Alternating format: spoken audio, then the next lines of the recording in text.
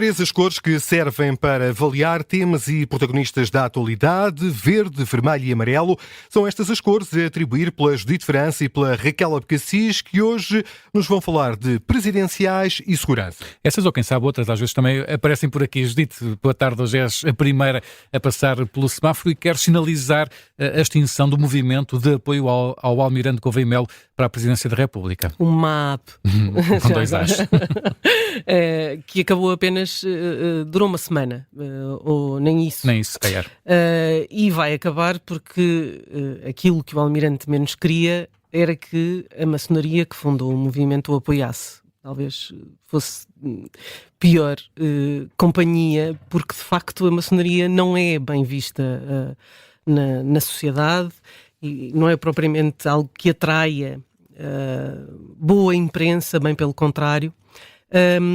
E o Almirante mal soube deste apoio inesperado, fez saber que não tinha qualquer ligação à maçonaria, portanto distanciou-se a todo o gás do movimento. O movimento chegou a ser oficializado com escritura e tudo, portanto sem falarem propriamente com o Almirante, e agora foi convocada uma Assembleia Geral para ser extinto. E, portanto, não chegou a fazer nada a não ser, momentaneamente, ser ali um incómodo para o Almirante Gouveia Melo. Isto prova várias coisas. A primeira é que nem todos os apoios são bons apoios. A outra é que, enfim, digamos que estes maçons não têm ideia como o seu apoio podia ser prejudicial para Gouveia Melo.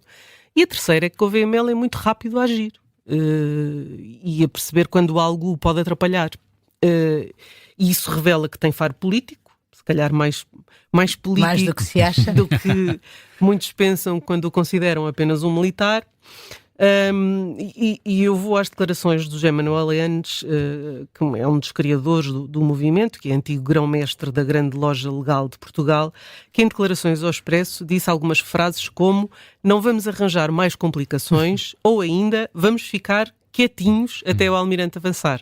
E, portanto, dá-me a ideia que o Almirante lhes deu um puxão de orelhas para que estas frases, que são frases um bocado infantis, tivessem sido preferidas por este antigo grão-mestre.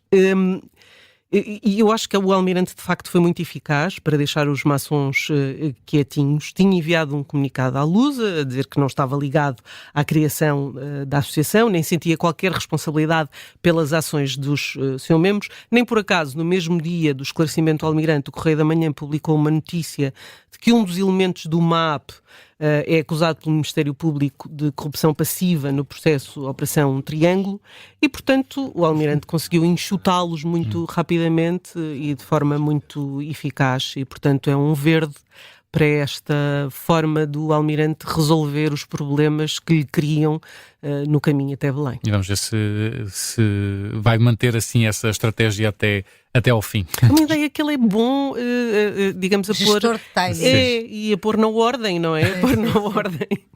Já escolheste sinal? É um verde. A Raquel escolhe Rui Rocha, líder da Iniciativa Liberal, para o semáforo de hoje. Porquê, Raquel?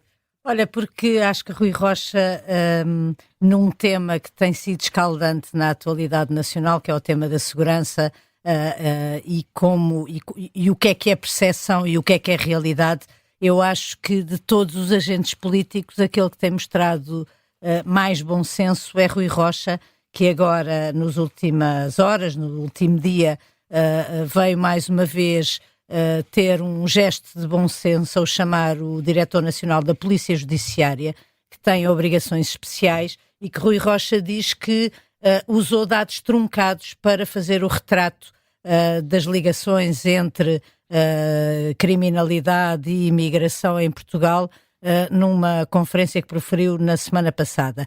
Rui Rocha trouxe este tema ao último debate quinzenal, interpelou o Primeiro-Ministro sobre o interesse de que os dados que anualmente são publicados sobre as questões da criminalidade em Portugal, que viessem completos, é uma coisa que não se compreende porque é que não vinham. Ele sugeriu que viessem completos no sentido de identificar quem são, enfim, as pessoas que praticam crimes em Portugal, devidamente caracterizadas, para que se possam, dizia ele, e eu acho que vale a pena sublinhar, desenhar políticas públicas com base em dados concretos. E numa altura em que andamos todos a falar de percepções, de realidades, a fazer manifestações e contra-manifestações, a ouvir esporadicamente episódios que acontecem em vários pontos do país, ultimamente colocou-se um foco sobre o Martim Muniz em Lisboa e desde aí todos os dias temos notícias. Hoje ficámos a conhecer mais um caso, não é? De uma violação. Sim, não foi hoje, foi ontem, mas sim. Entretanto ontem, já depois desse caso, um outro caso. Agora, a verdade é que tudo isso não nos dá uma noção da realidade. E eu acho que a política e os políticos andam a brincar com o fogo nesta questão da segurança, talvez porque achem que ela dá votos. E eu acho que aqui o adulto na sala tem sido, de facto, Rui Rocha, o líder da Iniciativa Liberal, que tem procurado, como aliás eu também acho que é apanágio da Iniciativa Liberal em muitos temas, fazer uma abordagem séria a um tema, ou seja, não fugir ao tema, não inventar uma realidade alternativa, não cavalgar em cima de narrativas, mas tentar olhar para a situação, definir os contornos do problema e procurar desenhar medidas de política pública que possam ir resolver os problemas que efetivamente existem e não aqueles sobre os quais se fala e ninguém tem dados concretos. De facto, para isso é fundamental que os relatórios oficiais tragam a informação completa e não a informação que é coartada de coisas que se podem ser mal interpretadas. Não é para isso que existem dados oficiais. E nós estamos a viver, de facto, uns tempos estranhos. Ontem, talvez, uma das poucas coisas em que eu concordei com o discurso do novo presidente dos Estados Unidos foi sobre a necessidade de se acabar com certas censuras.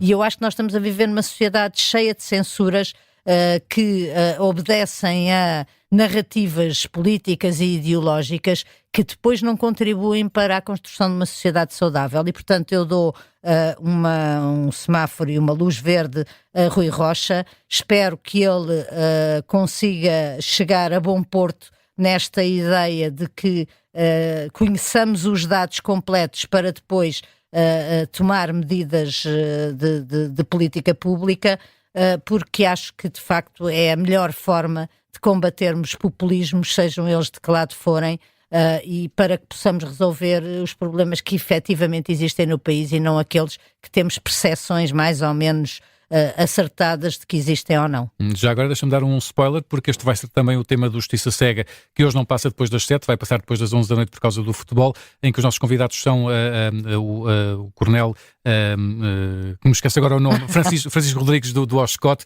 também o João Anos do Observatório das Setes e também a Valentina Marcelino do DN, que fala precisamente disso, da questão de não haver dados e da importância que há, claro, que é haver ou não esses dados para que possamos falar de forma concreta sobre a situação e que políticas públicas é que se podem tomar a partir de dados concretos e de situações concretas. Luís, deixa-me só dizer que aqui na Tarde Política a publicidade é paga e sim beneficia cada um dos intervenientes neste programa. Justiça Cega com Luís Soares e Luís Rosa vai ser daqui a pouco, logo vai ser depois das 11 hoje. Hoje é depois das 11. Futebol, temos futebol, exatamente. Hoje, excepcionalmente, depois das 11, fica por aqui o Semáforo Político.